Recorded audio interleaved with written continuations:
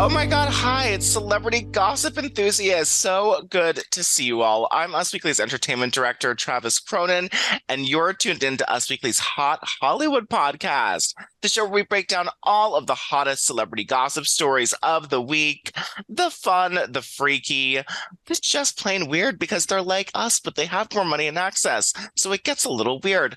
Well, I couldn't do this by myself, and my friend in real life and co-host, cohort, a lot of things on a lot of different days. It's Miss Gwen Flamberg. Well, hi guys. Trav, it's so nice to be chatting with you.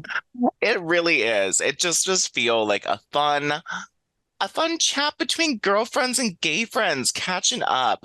Well, we have so many hot hookup stories. A little teaser for what's going on. There's a lot of people in Hollywood just getting it. It is pre-cuffing season, as they say. So celebrity couples are linking up and maybe doing the nasty, maybe not. We're going to tell you. But before, of course, we get into all of that salacious hotness, let's go to our woes of the week. These are the stories that made our co-hosts clutch their proverbial pearls. Gwen Flamberg, what story made you go whoa this week? Well, Trav, I don't know if you know this, that I secretly love the fourth hour of the Today Show. I love Hoda and Jenna together. Like, who would have ever thought that I would be a super fan of Jenna Bush Hager's? But I am. I truly am. She's always in on the joke. She's hilarious. She also is like super warm. And I totally feel like there's probably a pie baking in her house, Like, I think that's actually really her, even though she admitted on the November 16th episode of the Today Show that she doesn't wear underwear. Do you believe it, Trav? Would you ever think that she was edgy? I mean, remember would think back she would in the have day, full coverage panties. Like big old granny panties? Not granny panties, but full coverage. Yeah, like actual real panties. I mean, like, remember in the early aughts when it was like widely known, because it was actually snapped by paparazzi, that like Paris Hilton, Lindsay Lohan, none of them wore panties. They would wear these micro mini dresses and they'd be getting out of cars and you could, full Basic Instinct in the photos. Now, those gals, you would expect this behavior of, but not Jenna Bush. But, Hoda Kotb was shocked when Jenna said that she never wears underwear. She said, I was a little surprised because Jenna and I know a lot about each other. She said, I just had a little shock with it. I mean, which is, because I'm sure that Hoda believes that Jenna's, wholesome, like we thought. But, the Oklahoma native who has headlined the famed morning show since 2007, which, like, I can't believe that she has been on the show since 2007. She explained that the twosome had to change in a shared dressing room earlier that day. So Hoda and Jenna were changing together.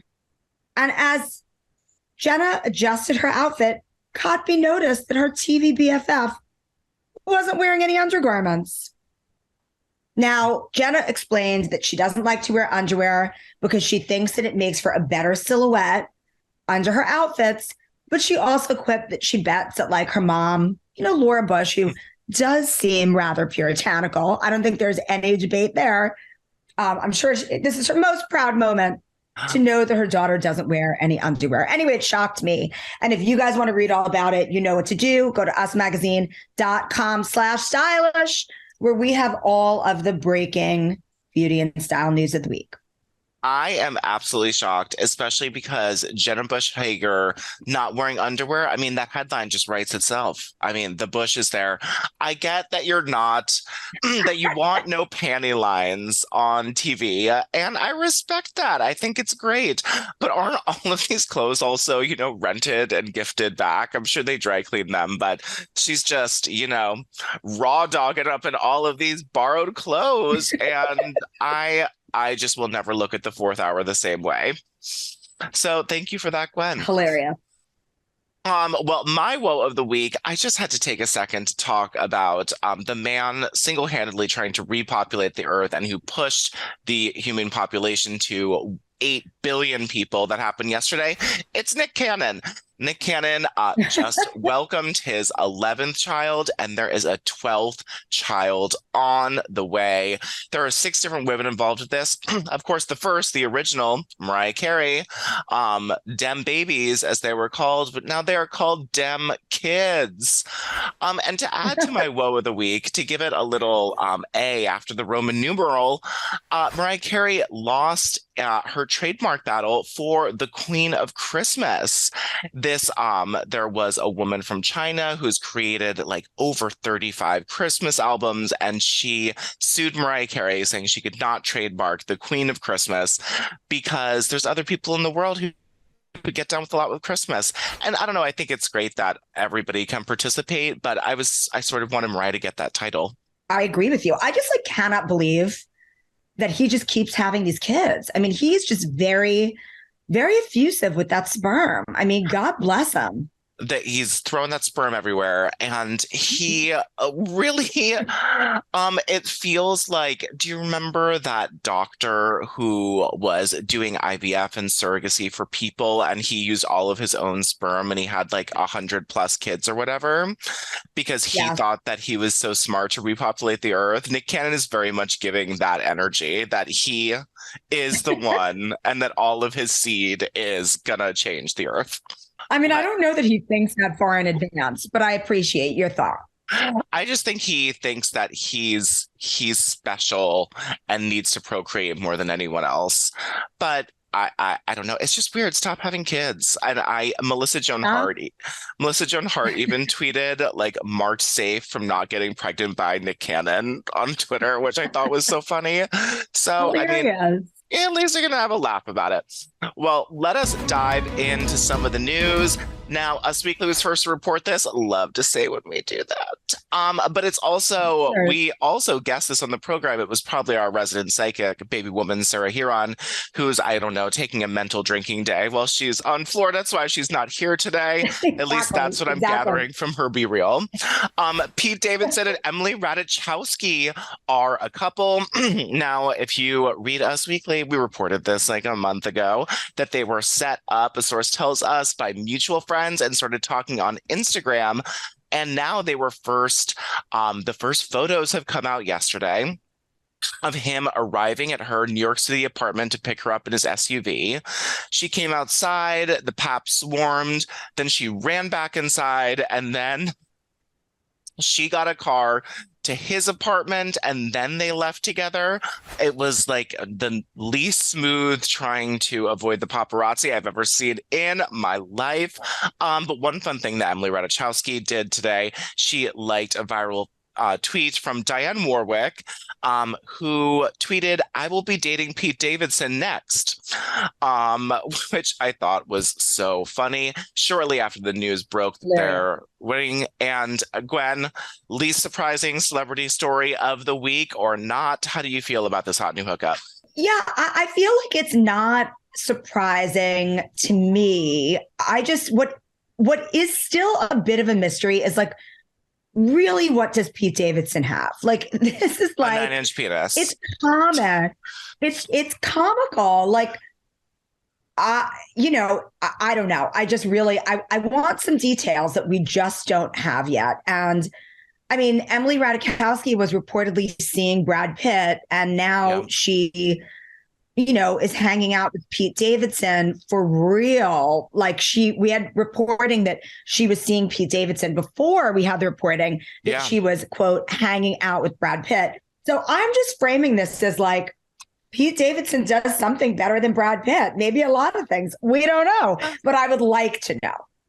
I think it's the David Spade effect. Do you remember in the 90s when David Spade was with Jennifer Aniston and all of these hot women?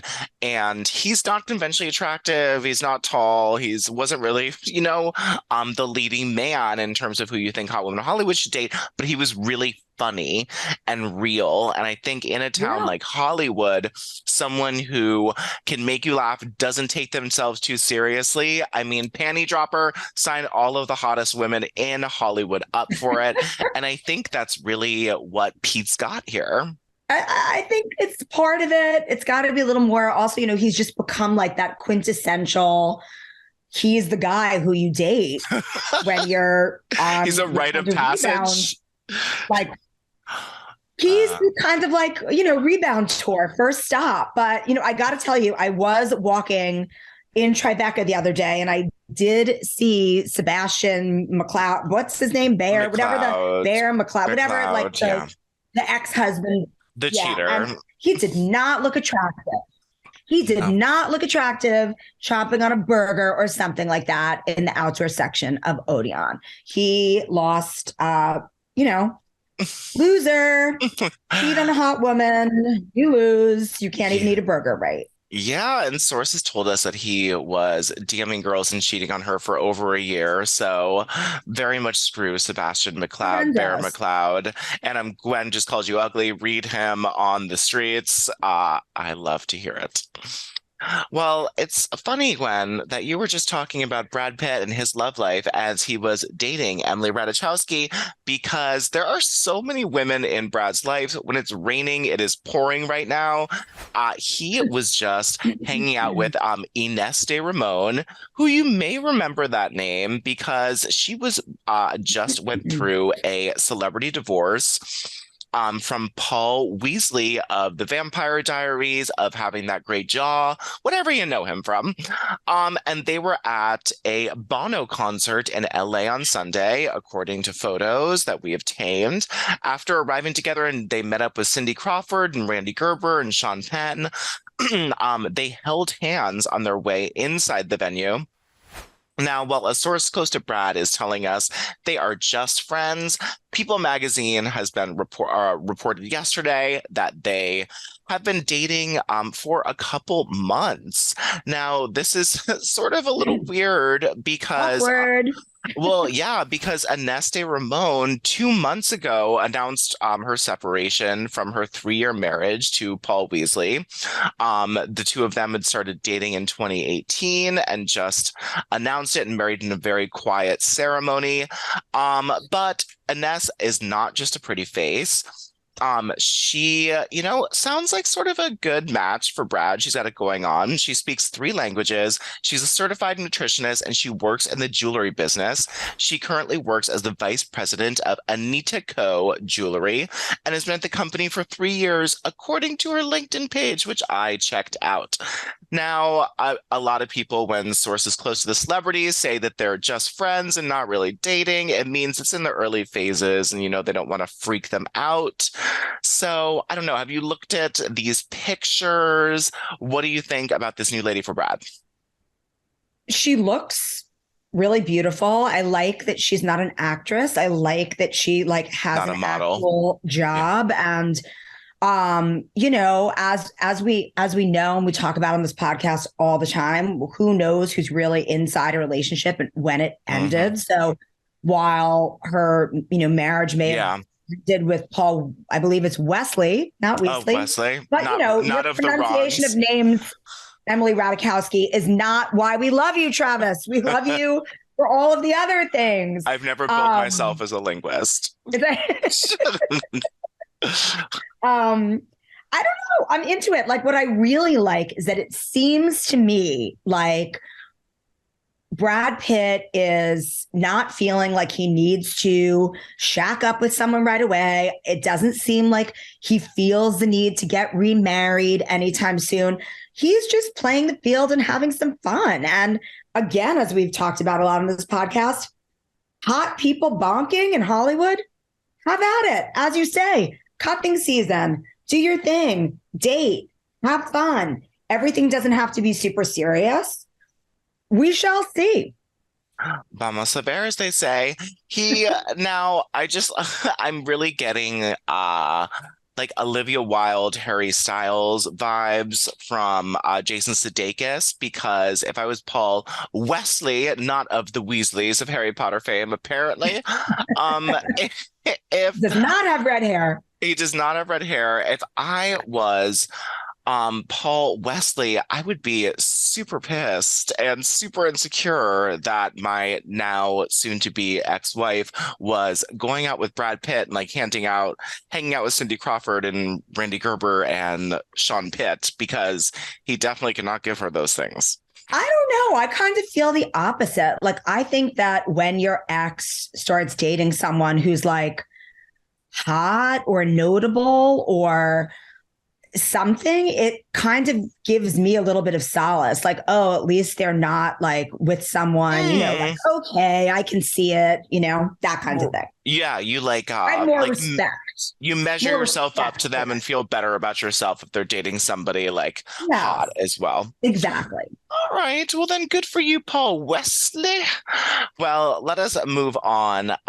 Because Jay Leno, I don't know if you heard about this story today. He literally, I don't mean this to sound insensitive, but he went up in flames this past week in his garage. He was working on his cars, which, of course, Jay Leno has one of the most impressive car collections in Hollywood. He loves working on them. He's very dedicated.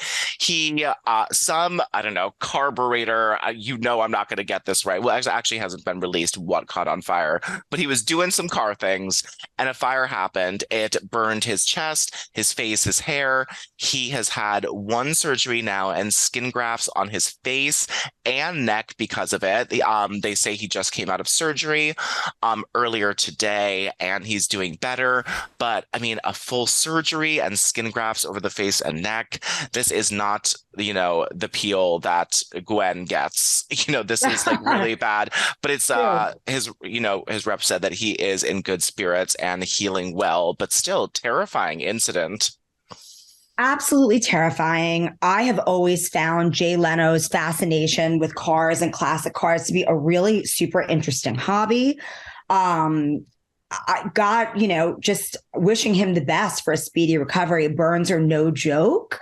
Yeah. Skin grafting is known to be incredibly painful. So I just wish him a speedy recovery. Me too. Well, this wasn't the only gory news in Hollywood this week. This one's just sort of wild and nobody got hurt, so it was good. It's about Denise Richards and her husband, Aaron Vipers, who said he can cure cancer through this holistic machine that he has. Just side note. Strong J, sidebar. Yeah. Very, very strong J, sidebar. So Aaron was driving Denise to a film studio in LA on Monday, but was having trouble finding the location. So he caused the male driver behind him to become frustrated. Aaron let the driver, who was reportedly screaming at the couple, pass them. But as the driver did, he shot the back of Aaron's truck. The man only hit the vehicle on the driver's side in the back of it, and neither Denise nor Aaron were harmed. Denise Richards was crying hysterically after and felt unnerved, according to the police report, but she powered through for 12 hours of filming for, ironically, Angels Fallen, Warriors of Peace. I mean, crazy. So many issues here. Like, first of all, if this isn't, an advertisement for gun control in this country, like, enough with the guns. And then road rage, ridiculous. Like, everybody just simmer down. Just simmer down. Let's all just take some time and not shoot each other because of road rage. But honestly, especially when I'm in LA or Southern California, I'm nice to stranger cars just because I feel like this kind of thing could happen. Because again, 80% of Americans have guns, access available to them, and there's a lot of crazies out there. And LA driving just will drive you to shoot somebody to begin with. So I honestly sort of get it. Well, that is all of the time that we have today. Thank you so much to Gwen, not Sarah Huron, for helping me spill this piping hot baby woman. Come on back. Come on back. Come on back, baby woman. Take your first steps. Get out of that crawl, you baby woman. You have grown. Well, and to help us spill this piping hot celebrity, again, this is Travis Cronin, Us Weekly's Hot Hollywood podcast, with your weekly peek into the glamour, glitter, fashion of your favorite celebrities. Because after all, Gwen, you know what they are. Oh, Travis, they are just like us. That is right. Thank you guys for listening, and we'll be back next week.